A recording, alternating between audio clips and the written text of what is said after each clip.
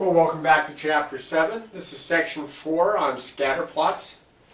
When surveys are done and sampling is done and information is gathered, experiments have been performed and the results are gathered, we look to see if there's a relationship between what's been surveyed, the unknowns. I remember doing this in my high school physics class. My lab partner and I would perform experiments and we would gather the data, and then we'd have to see if there was any type of a relationship or correspondence or correlation in the data. And that's what we're going to talk a little bit about today, just the basics on scatter plots. Because scatter plots are ways that we can display information to determine if there's a pattern. And I'm going to start right off with an example here. You can see I have a table of information, and I also have a set of axes at the bottom where I'm going to graph this information to see if indeed I have a relationship with the information that's in the survey. Jim asked 10 of his friends to tell him how many hours they had worked on Friday and how much money they had earned, and the results are in this table. So he's got 10 friends, friend 1, 2, 3, 4, all the way to friend 10. Friend 1 worked 4 hours and made $28. Friend 2 worked 8 hours, made $48. Friend 3 worked 2 hours, made $14. And you can see that all that information is there for the 10 friends. Now the bottom axis here represents the hours, and the vertical axis here represents the earnings. That's what this says kind of on its side there, earnings.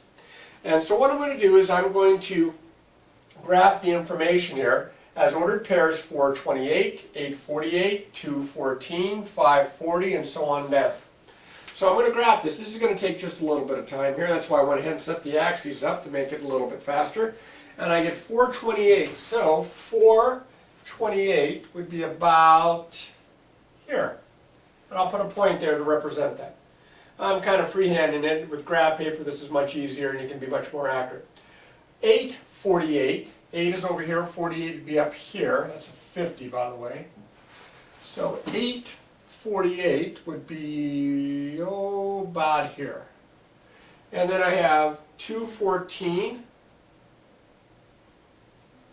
I have 540. I have 642. I have 872. That's going to be way up here. It's going to be pretty much off my graph, way up here by this point. 542. 542. Let's see, 430. 430. I have 324. And I have 756. I'm kind of blocking it there, but I needed to kind of line them up a little bit. So you can see that I have graphed those 10 ordered pairs. This one's way up here. Now what I noticed about my information is that my graph, the points appear to be in a pattern where they're kind of going up and to the right. You can see how the points would be going up this way. In fact, I could just about draw a line that would kind of describe the way that those points are graphed. There is one point that's a little off of it, but most of those points are pretty close to the line that I've graphed here. Well, I can see that as the hours increase, the earnings increase, which makes sense, and I can see what we call a positive correlation. My graph is going up and to the right, it's increasing. And so we consider this a positive correlation. Now I'm going to go into this in more detail, but I've got to clear this out. So if I've gone too fast, you can always pause it and jot this down so you can look off of this as we continue to talk about these topics. By the way, I'm kind of jumping the gun just a little bit, but this line that I've drawn in, I've tried to draw a line that, some of my points are above it, some are below it, but it kind of splits the data there. And later on in your Algebra 2 classes, you'll talk about this in more detail. This is an example of a line of best fit, but we'll talk about that, like I say, at a future date. So let me go ahead and clear this. Okay, that's better. Anyway, when data is displayed on a scatter plot, which is what I had just drawn, if we have positive slope, now positive slope, we normally talk about that with a line that's going up and to the right. If our data is going up and to the right, then we say with respect to the information in the scatter plot that we have a positive correlation, a positive relationship, or a positive trend. If we have negative slope, which would mean that our points, remember with a line that has a negative slope, it goes down and to the right, that our points are going down and to the right in a pattern, then we have what we say the data has a negative correlation or a negative relationship or a negative trend. Now the other possibility, which happens, is that there is no pattern. The points are kind of all over the place and it doesn't go down and to the right or up and to the right. Then we say there's no relationship or no correlation, or we sometimes say no trend. So I've got a couple of examples already graphed out here, as you can see. It says determine whether each scatter plot shows a positive relationship or trend, a negative relationship or trend, or no relationship or trend. And this first one, it got probably a little too close to the bottom. This is having to do with the number of hours studied for a particular test. And these are the number of problems that are missed on the test. Notice here, the less you studied, the more problems that are missed. The more you studied, the bigger this number is, the fewer problems that you missed. And your points appear to be going in a negative relationship, down and to the right. So we would say here that this has a negative trend,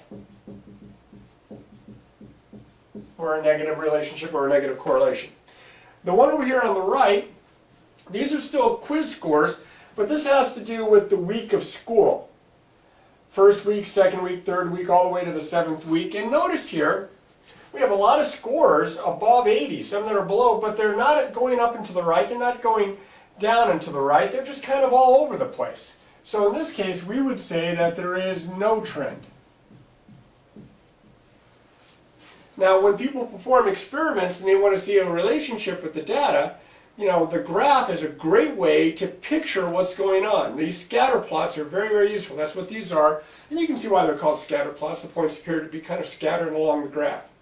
All right, now I'm going to do one more example, and then I think we'll be able to wrap this up, but I've got to clear this off for you, if you'll give me just a second. Okay, here's a real good example. I've got it kind of drawn out here. It says make a scatter plot of the data. That's this right here. Determine whether there is a relationship between the annual rainfall and the weight of pumpkins, of all things. Here I've got some data.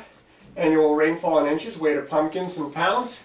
43 inches, 35 inches, 38 inches on down the line for different years. And here are the weight of pumpkins for those different years.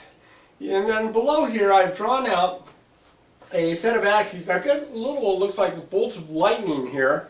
And that's to indicate, even though it starts at 0, I'm not going to draw all the multiples of 4, because you can see these are multiples of 4, that lead up to 28. That's to indicate that it starts here at 28, then 32, 36, these are your rainfall in inches. And then the same thing here, I didn't want to start at 0 and go 4 at a time to get up to 190. They wouldn't come out evenly anyway. So this is to indicate that it jumps up to starting here with 190.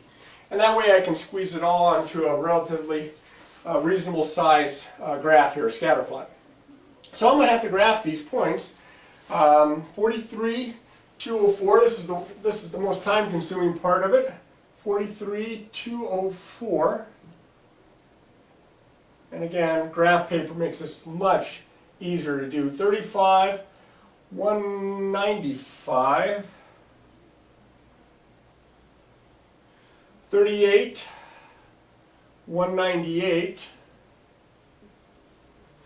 Let's see, 42, 200, 42, 200. 30, 190, 30, 190, right about here. 29, 190, that'd be right about here. 44, 206, 44, 206. Be about here. 40, 202, 40, 202. Let's see, 41, 200. 41, 200. Okay, now you can see why I picked the numbers, because I had kind of analyzed my data and I could see where the range of values here for both the annual rainfall and the weight of the pumpkin. That's how I was able to come up with that. And you can see how it fills the graph. And I should think that you can see that there is a positive relationship between these two.